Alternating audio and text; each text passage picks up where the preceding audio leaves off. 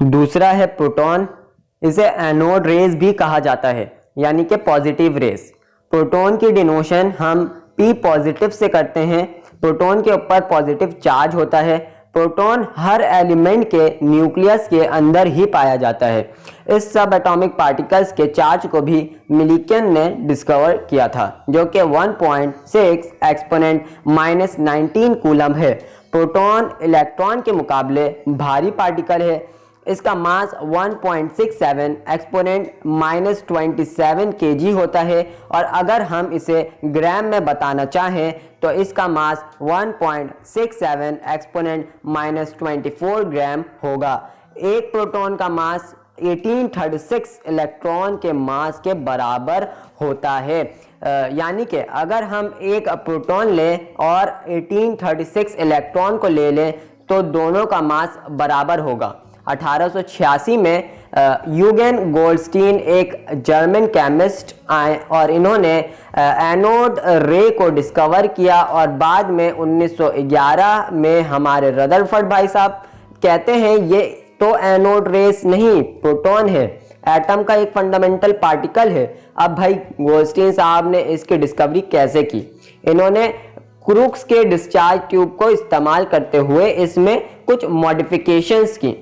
Discharge tube में जो cathode के जानिब मेटल फॉयल का प्लेट लगा हुआ था, इसे परफोरेटेड कर दिया। इसमें छोटे छोटे सुराख कर दिए और इस गिलास ट्यूब के बैक साइड में जिंक सल्फाइड की कोटिंग कर दी। अब ये दोनों काम भाई साहब ने आखिर क्यों ही किया?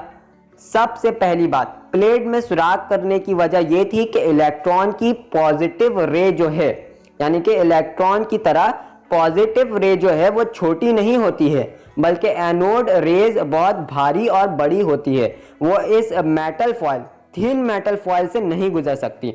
और दूसरा, जिंक सल्फाइड को ग्लास ट्यूब में इसलिए लगाया ताकि अगर कोई रेस इस पर पड़ता है तो जिंक सल्फाइड रेड ग्लो यानी चमक देगा। और फिर गोल्डस्टीन ने एक्सपेरिमेंट किया तो इन्होंने देखा कि सुराख किए हुए प्लेट से रेस नहर की तरह निकल रहे हैं, जिसकी वजह से इन्होंने इसे एनोड रे के साथ साथ कैनाल रे का नाम भी दे दिया।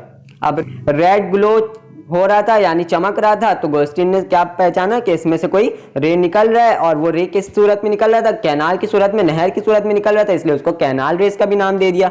भाई अब आ गए रदरफोर्ड।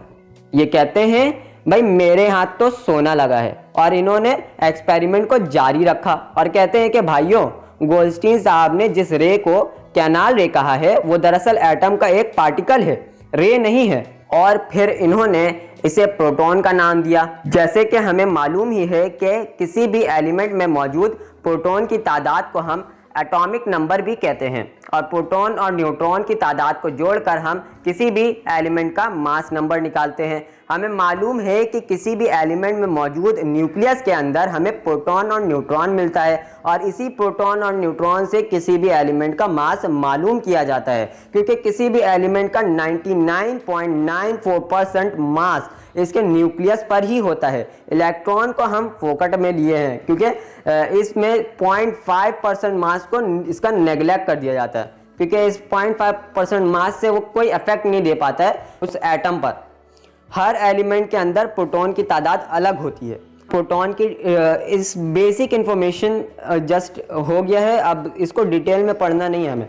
अगर आप मेरे चैनल पर नए हैं तो इसे सब्सक्राइब करिएगा, वीडियो अच्छी लगी हो तो इसे लाइक करिएगा। मिलते हैं एक नए वीडियो के साथ, जब तक के लिए अल्लाह हाफ़िज़।